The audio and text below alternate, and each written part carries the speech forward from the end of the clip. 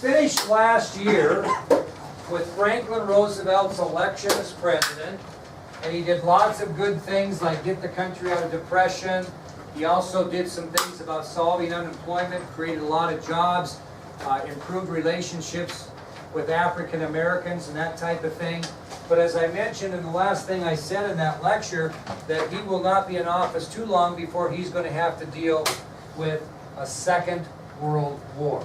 And this will be kind of like the First World War when President Wilson tried to keep America out as long as he could. And Roosevelt will try to do the same thing. Unfortunately, the events of December 7th, 1941 at Pearl Harbor will change that philosophy forever. So we're talking about World War II, Part 1, the beginnings and America's entrance into the war. There will be 3 parts to this, each tested separately, and we'll go from there. Now, we need to set the stage for a second World War, and I want to kind of start with this quote that I want you to write down. Concerning World War II, no war in world history, no war in world history covered as much of the earth, no war in world history covered as much of the earth, cost as many lives, and caused as much total destruction as World War II. So no war in world history covered as much of the earth, cost as many lives, or caused as much total destruction than World War II. By the time World War II ended, more than 50 separate nations took part. More than 50 separate nations took part in the conflict we know as World War II. More than 50 nations took part. And as the war progressed, you had the good guys versus the bad guys, so to speak. The Allies, the good guys, against the Axis, the bad guys, which is on your ID sheet.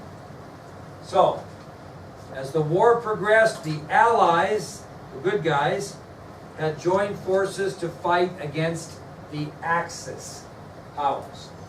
Now we'll get on Andy a little bit because he's got to go here pretty quick. Andy, do you know what 3 countries were the most powerful of those we know as the Axis or bad guys in World War II? Germany. Russia. No, actually Russia's on our side, believe it or not. But you're right. Germany, Italy, Japan. They were the major Axis powers. Germany, Italy, and Japan. Now I'm going to give you a chance to redeem yourself a little bit.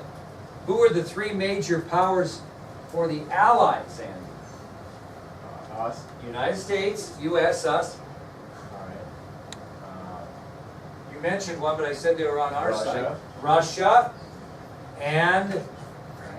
No, France is pretty weak sister in this team. What? Great Britain. Great Britain. So the 3 major Allied countries in World War II were the United States, the Soviet Union or Russia, and Great Britain.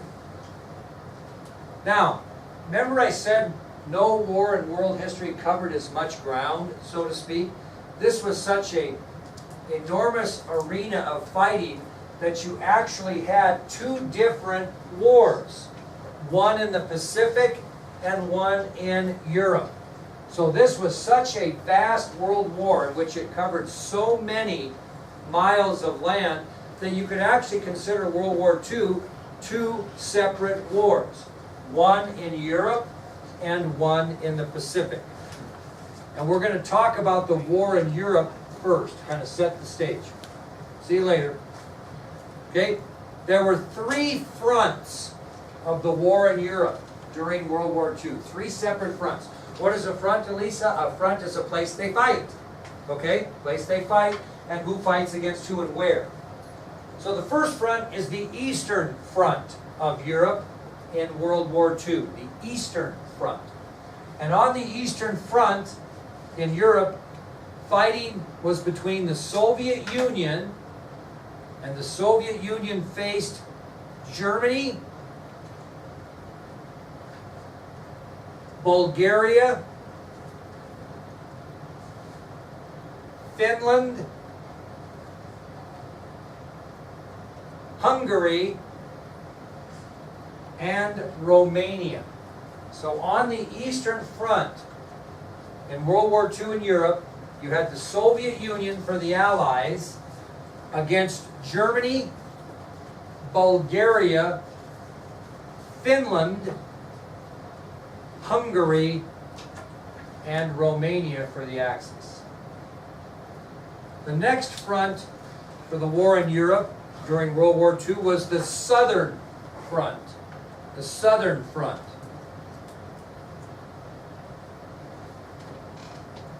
Now where was I should have mentioned this, where was the Eastern Front fought? Mainly in the Soviet Union. Okay? The Southern Front. Anybody know where it was fought? What area geographically? Italy, which includes Sicily, very good Lily, and Northern Africa. So the Southern Front was fought in Italy, which included the island of Sicily, and Northern Africa. On the Southern Front in Northern Africa and Italy, including Sicily, the United States, Great Britain, and Australia fought the Germans and Italians.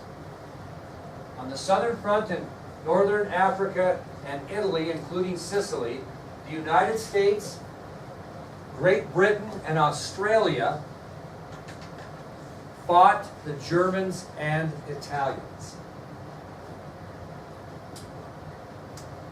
You're probably more familiar with the Western Front because of the famous battle that took place on June 6, 1944 on the Western Front, later, once the United States got involved. But the Western Front was simply Germany's invasion of Europe across the English Channel against both Great Britain and France. So the Western Front will be Germany's invasion of Europe across the English Channel, which means the Germans will be fighting Great Britain and France. Those are the three fronts in the European theater of World War II. The other theater of the war was the Pacific theater. And in the Pacific theater of World War II, which I mentioned was almost like its own war because of the vast distance between Europe and the Pacific, the United States, Great Britain, Australia, and New Zealand fought against who? Japan. Very good, Japan.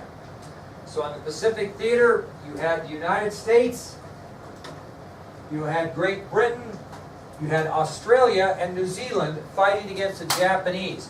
And this fighting, picture this in your mind, took place over 5,000 miles. If you look at the Pacific Ocean, that area they fought, that area you circled where they fought the Pacific Ocean was 5,000 miles of fighting. So who fights in both theaters other than the United States and Great Britain? Australia. Australia. Okay? That's setting up the battlegrounds for World War II. Well, that'll take us to our next subtopic, which is pretty important. What were the three main causes of World War II? Why in the world did we have a World War II anyway? How'd that thing get going? The three main causes of World War II.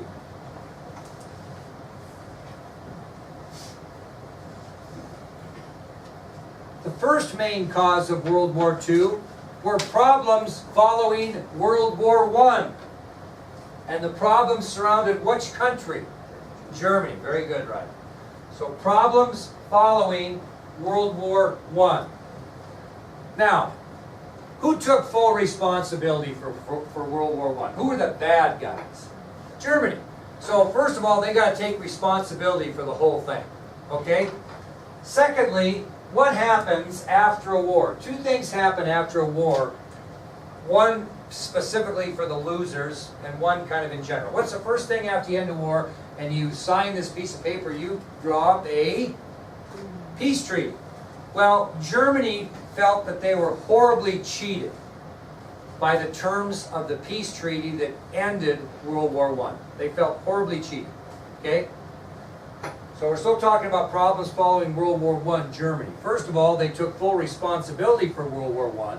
Then they felt incredibly cheated over the treaty. You ever heard the expression, you better say yes or I'm going to have to knock all of you out? To the victor belong the spoils. Andrew Jackson started that. Well, who got the best end of the deal after World War I? The winners or the losers? Well, absolutely the winners did. So Germany was upset.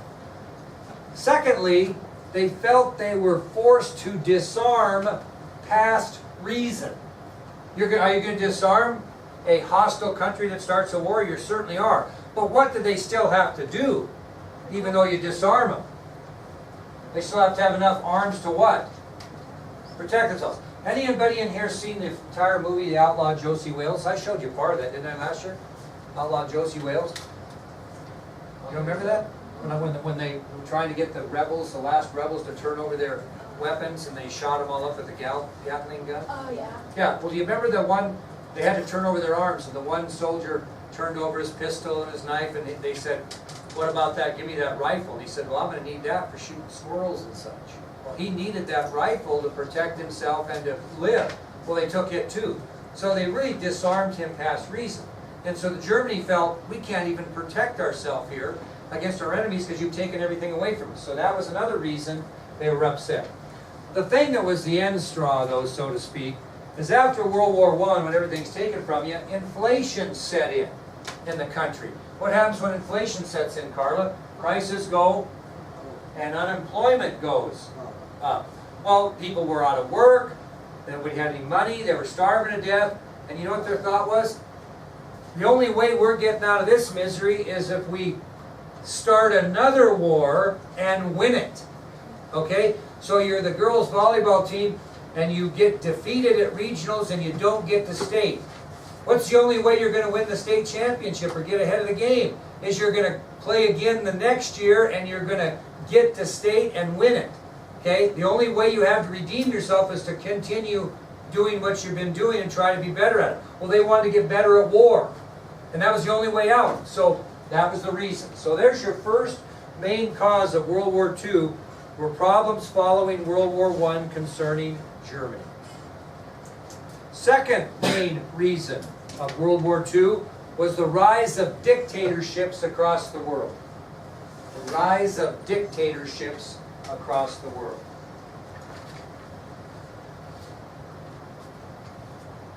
Okay, Alexa, my dear, what's a dictator?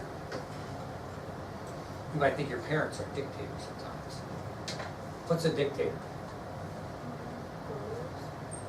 What? One person that rules. Yeah, it doesn't matter. I may be accused of being a dictator here at times because I have certain things I want you to do and you have no say. But can you imagine if you had no say ever? I'm going to pick out everything you ever do in this class. I'm going to set the agenda and not ask you what you want to do. I'm going to make you all use red pens even though you don't like red. Those types of things. That's a dictator. Okay? And what happened is dictators started to spring up all across the world.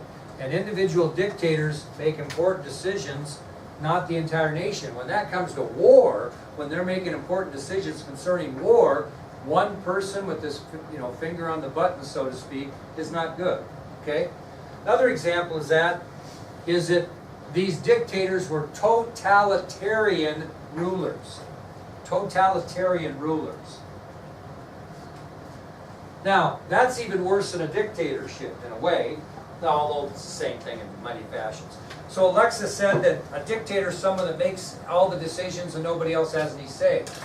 A totalitarian rule, opposite of a democracy, is that not only do they not let you make any decisions, they also suppress any freedoms you already have.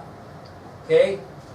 So, if you had the freedom to use a pencil or other colored ink pen than red, when you walked into this class, a dictator comes in and does what?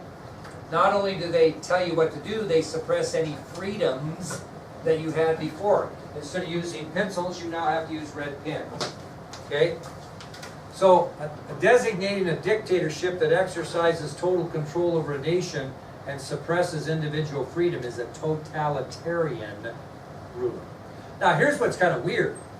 What are the 5 most powerful countries in the world at this time? United States, not this time. No, I mean not at this time, I mean at this time in history. Yeah, I'm sorry, what's that, Great Britain? No. United States, Russia, Germany, Japan, and Italy. There were the top 5 major powers in the world. 4 of the 5 were ruled by dictators. Can you imagine President Roosevelt in foreign affairs after being elected president having to deal with the 4 other most powerful countries in the world that were all run by dictators? That's what he had to do. So Italy, Russia, Germany, Japan, and the United States were the most powerful countries in the world at the time. 4 out of 5 are run by dictators. That's totalitarian rule. That was very difficult for President Roosevelt to deal with. Okay, the third and final reason why we had a Second World War was greed for land on the part of Germany, Italy, and Japan. Greed for land on the part of Germany, Italy, and Japan. Now, am I really saying greed for land? Are those countries greedy for land? Or is the one dictator in the country greedy for land? The dictator. So when I say greed for land by Germany, Italy, and Japan, what I'm really saying is greed for land by the people running, or the person running that country. Let's give you an example. We all know this fellow, Adolf Hitler. He was an Austrian-born fanatic who climbed to power in Germany in 1933. Adolf Hitler was an Austrian-born fanatic who climbed to power in Germany in 1933. Is being a fanatic a bad thing? Huh? Not if you're a fanatic in the right cause. The problem was he was a fanatic in the wrong cause. You can be a Denver Broncos fanatic, well everything you have is Denver Bronco. That doesn't mean you're a bad person. But if you're a fanatic, if you're a fanatic in a wrong cause, it's bad. He was a ruthless dictator. And where he wanted to conquer was Europe, especially the areas of North Africa, Poland, and Russia. That's what he wanted. That was his greed for land. He wanted Europe, and he wanted specifically in Europe, Russia, Poland, and Northern Africa. He wanted all of it, but specifically those areas. Northern Africa, Poland, and Russia. Who was the dictator of Italy? Benito Mussolini. And he seized power in Italy in 1922. Benito Mussolini, dictator of Italy, assumed the power of that country in 1922. According to historians, he was a domineering ruler. And the areas he wanted for Italy were any lands around the Mediterranean Sea. He wanted to control the Mediterranean Sea, so any lands that bordered the Mediterranean Sea, he wanted. He also wanted the lands we know today as the Middle East. And he was very eager to take any other land in Europe that Germany did not want. Okay? So Mussolini was very interested in controlling the Mediterranean Sea and all lands that bordered that area. He also wanted the area we know today as the Middle East. And he would take any land in Europe that Germany was not interested in. The third communist leader, who actually was on our side, was Joseph Stalin, who became communist leader of Russia in the 1920s. Joseph Stalin became the communist dictator of Russia in the 1920s. Ironically, he wasn't necessarily interested in securing any land, but what did he want to spread across the world? Communism. Very good. So Joseph Stalin, the communist dictator of Russia, came into power in the 1920s. He wasn't necessarily interested in land, but there was no secret of his intention to spread communism. Now, we'll get a little ahead of ourselves and talk about the John Kennedy years in a minute because it relates to this. What specific area of Europe became very controversial that Russia wanted after World War II was over? What? Germany, right? And we ended up signing a treaty that made Germany, remember, West Germany and East Germany. East Germany would be communist, West Germany would be non-communist. And the specific carrot, the specific jewel that everybody wanted was this capital city in Germany of Berlin. Now the crazy thing about Berlin is Berlin was right in the middle of communist East Germany. A lot of people think, you know, West Berlin and East Berlin were split up as well, non-communist and communist. A lot of people think that, well, that must have been right on the border. Berlin was actually in East Germany. And so they tried to split up a city inside a communist state, so to speak. And that became very controversial in the 1960s after Stalin died and Nikita Khrushchev becomes leader of Russia. We'll talk about that later. But he didn't have a greed for land, but he had his eye on Germany. Okay? Now, the Japanese were a little different. Did they have one particular man be dictator of the country? No. So who controlled the government of Japan? What's that? The emperor? No. That's a... The family of... No. Simon. Nope. The military? The military. Very good. So the military seized control of Japan in the late 1920s, and they were dictator-related, totalitarian leadership. And the one that maybe is considered the dictator of Japan was